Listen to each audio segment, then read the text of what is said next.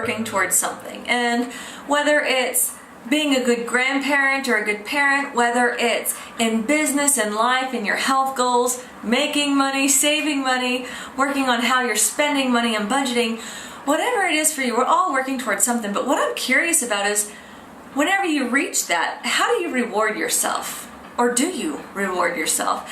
I know I was having a conversation with a couple people last night, and this just became a very interesting conversation, because we were even talking about, if you have been two years sober, not drinking alcohol, would it make sense to reward yourself with an alcoholic beverage? Absolutely not. We know that. That's common sense. We know that that's not the thing that we would do. However, when it comes to health, and even sometimes in business, that's the very thing that we do.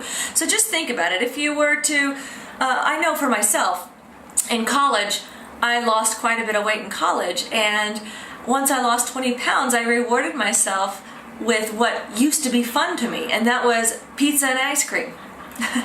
And we all know as well that that's the last thing that we should do that would allow us to continue that goal, or at least to maintain that goal, especially if we wanted to achieve more than that. That's the very last thing that we should be doing. But yet, for some reason, that's what I wanted to do, and I did it, and it just was not as fulfilling as what I had hoped or what I remembered it being. But at the end of the day, that's not feeding into life of what I wanted to achieve, what I worked so hard to achieve. And even in business, early in business, whenever I very first got started in business, I would have a great month, then a poor month, then a great month, then a poor month. And it only took a few months before I checked myself and asked, what on earth am I doing? What is going on? The common denominator each month is myself. And what I realized is, I went out the first month, busted my tail doing screenings and all kinds of stuff they tell you to do. We did well. I got complacent, I got comfortable, and then the money went down. I said, oh crap, I gotta get with it. And so I pounded the pavement again and did well. And so I was doing these things. And so, inadvertently I was rewarding myself with basically chilling out in business and not grinding every single day the way that I do now.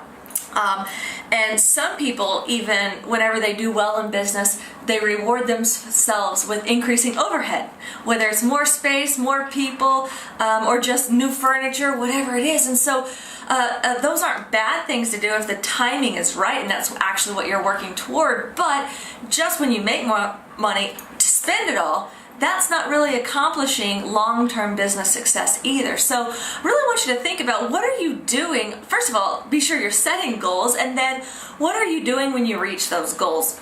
I've also gotten into a bad habit of not rewarding myself. We'll talk about that here in a little bit, but I want to make sure that you're not rewarding your life, you're not rewarding the things that are moving you forward in life with death.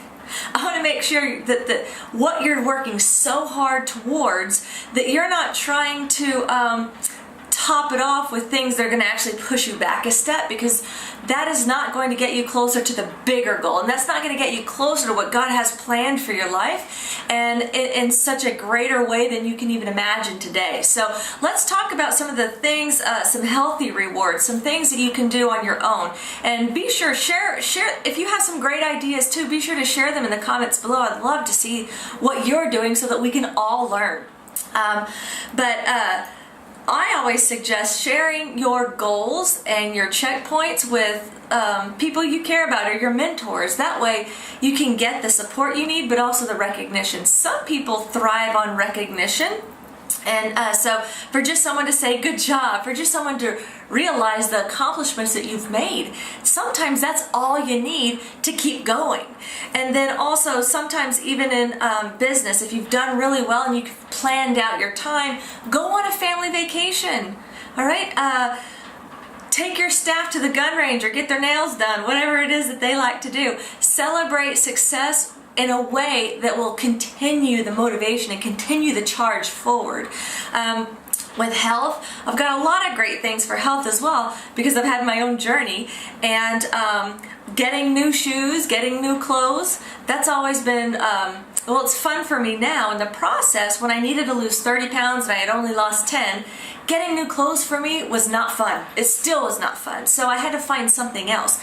So I know for me, I got some really cool running shoes. I spent more on my running shoes than I'd ever had spent, that I'd ever really thought was a smart thing to do, or really that I was worth spending that kind of money on. But I used that to go walking. I knew that if I spent the money on that I'd actually use it. Along the way, I got a bike, and we went cycling. Get a gym membership. One thing I ended up loving is gym clothes. Also, I started golfing a little bit, and then I stopped golfing, but I realized I love the golf outfits. So I got some golf outfits, and I knew I wanted to wear the outfit. So that actually got me on the golf course more. Something I love also is getting a new hairdo. Get a new haircut, get a new color. That's refreshing, that's charging, it makes you feel good when you look in the mirror, and that'll just kind of keep that momentum and that excitement about what you're doing going. And I promise people will say something about your hair too. But celebrate life literally by going on a walk. Do something that feeds into life. Go to the movies. Maybe you never go to the movies. Maybe you need to take a bath. Ask your husband to take care of the kids if you've got kids, and don't mess with mommy for an hour at least, okay? But take a bath. Do something that will get a massage. Do something that will actually feed life back into you. And just appreciate the progress along the way. I know for me, when I first got started with my health journey of needing to lose weight, when I lost 10 pounds and I realized that it was only 10 pounds, I was so discouraged because there was so much more that I needed to do. And when I looked in the mirror, I still didn't like what I saw, so that wasn't really helpful. Getting on the scale wasn't helpful. But to look at the things that I had done a couple months ago before I lost the weight and what I was not able to do, and then to kind of look back at my progress, first off, I lost 10 pounds, so I need to feel good about that. So I think another thing is when you have a big goal, having checkpoints along the way is okay. And I actually want you to be sure to celebrate something during those checkpoints, because that is so, so important. And so for me to realize the progress that I had made, I wasn't able to walk around the block, but now I can actually walk for 20 minutes. At that first checkpoint. So just appreciate what it is you're doing, and anything that you track, my husband taught me this, anything that you track, you'll see progress in. So if you're able to exercise or walk for 5 minutes, be sure to keep tracking that, because here in a couple months it'll be 20 minutes. And if you're tracking that, you'll be less likely to fall off the wagon, especially if you tell somebody that you're doing it and you have an accountability partner. So that's important to do. It have checkpoints along the way. I know for my practice or in some of the other businesses that I do, I want to be on big stages talking to lots of people, but I also love being on small stages or in small groups, not even on a stage, and really connecting with people there. But regardless of where I want to go, I have to appreciate the checkpoints along the way. In practice, I wanted a massive practice when I first got started. Wanted to see lots of people, and just my mindset on practice has changed a little bit.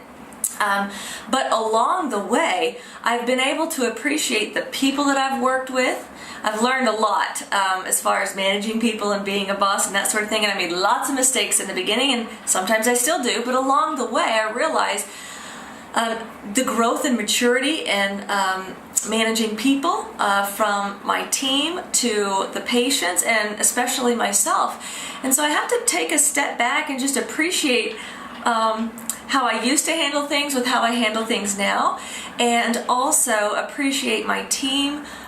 Give myself a break. I like to go to the gun range. That's why I keep bringing that up, or getting my nails done and getting my hair cut. I like to do those things. So along the way, I have checkpoints of what I want to see and what I want to accomplish, and appreciate the progress along the way.